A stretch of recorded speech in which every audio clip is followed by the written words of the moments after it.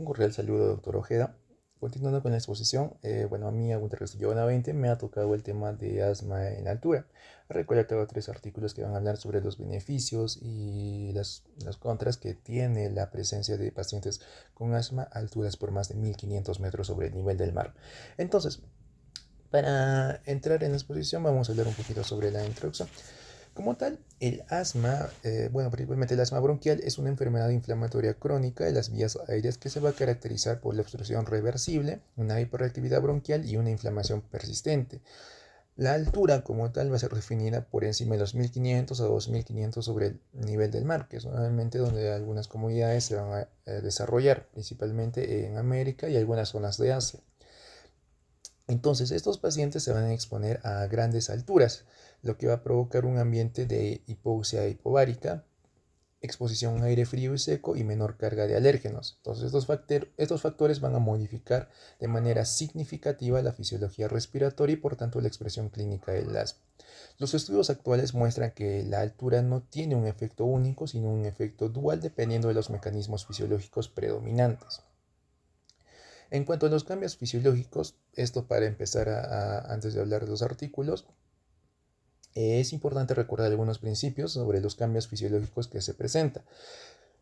Son 6 puntos importantes. El primero va a ser la disminución de la presión barométrica que va a causar una disminución del PO2. La segunda, la activación de quimiorreceptores periféricos. La tercera, el aumento de la ventilación por minuto, también conocido como una hiperventilación. La cuarta, una disminución del PO2 que va a provocar una alcalosis respiratoria. La quinta, la presencia de aire frío y seco en estos ambientes, lo que va a provocar una desecación de las vías aéreas. Y la sexta, la menor presencia de ácaros y de aeroalérgenos a este nivel va a provocar algunos cambios o unas interacciones interesantes en este tipo de pacientes a alturas por encima de los 1500 metros. El primer artículo es de la EASI del 2022 que va a hablar sobre todo sobre la climatoterapia en altura y asma severa.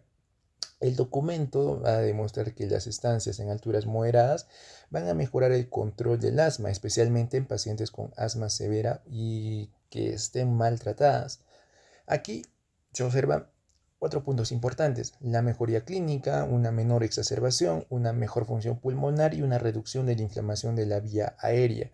Entonces, ¿por qué se da esto? 2 puntos importantes. El primero, que estos pacientes van a tener menor carga de alérgenos, o sea que a mayor altura va a haber una disminución de ácaros de polvo, disminución o menos presencia de hongos. Entonces, si hay menos presencia de ácaros y menos presencia de hongos, esto va a reducir la activación de los linfocitos, va a reducir la presencia de inmunoglobulina E y también va a reducir la presencia de los eosinófilos. Y el segundo punto es la modulación inmunológica por una hipoxia leve. La hipoxia crónica moderada puede reducir la inflamación eosinofílica, pero se observa la disminución del óxido nítrico exhalado en estos pacientes, al igual que los marcadores de inflamación bronquial. Entonces, la altura va a actuar como un modulador ambiental e inmunológico, reduciendo la inflamación alérgica crónica del asma.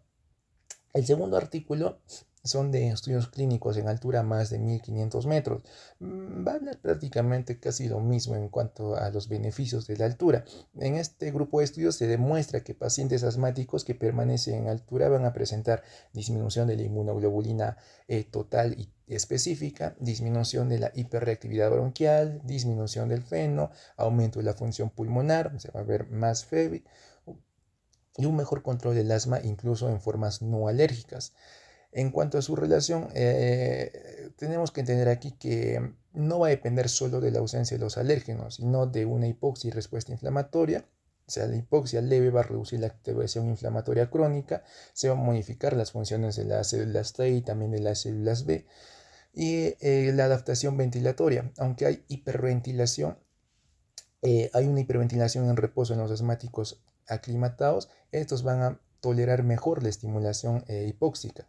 Esto va a disminuir la hiperreactividad basal de la vía aérea. Entonces, la altura va a inducir una adaptación respiratoria e inmunológica que puede mejorar el asma más allá del componente alérgico. Y el tercer artículo nos habla sobre la hipoxia, el aire frío y el ejercicio que se encuentra a alturas por encima de los 1500 o estas personas que se exponen a estas alturas. Entonces voy a hablar sobre todo aspectos negativos de la altura en pacientes con asma. Esos aspectos se van a reflejar con la disminución del FEV1 tras la exposición al frío y el ejercicio, un aumento de la inflamación neutrofílica, mayor broncoconstricción inducida por el ejercicio, pérdida de control del asma en algunos pacientes. Entonces, ¿por qué se da esto? Bueno, se explica por tres fenómenos: la hiperventilación, el aire frío y seco y el ejercicio en altura. En cuanto a la hiperventilación, hablamos de la hipoxia que es que induce al aumento del volumen ventilatorio. Esto va a provocar mayor pérdida de agua por las vías aéreas. La presencia de aire frío y seco, ya que estos elementos van a causar un enfriamiento de las mucosas bronquiales, aumentando la osmolaridad del moco y una liberación de mediadores broncoconstrictores. Y tercero, que es el ejercicio de la altura, este va a potenciar la hiperventilación, desencadenando un asma inducido por el ejercicio.